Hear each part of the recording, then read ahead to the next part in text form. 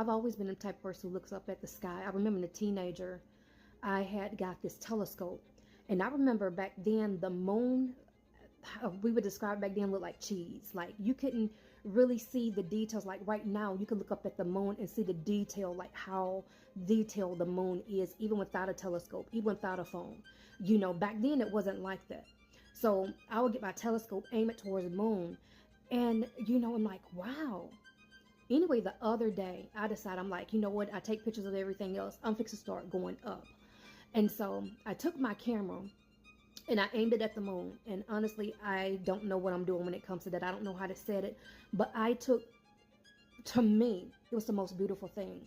Because in that picture, I realized that the moon, it was surrounded by darkness. Nothing but dark.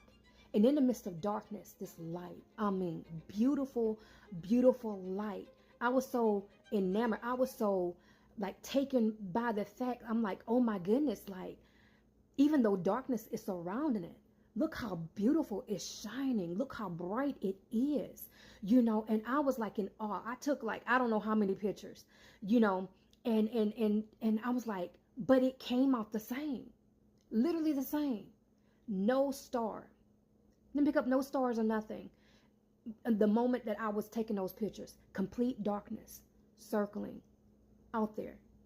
And I'm like, whoa, now this is beautiful. And that's the way how it is a lot of times in life. You could be the only light in dark places, but you always gonna shine.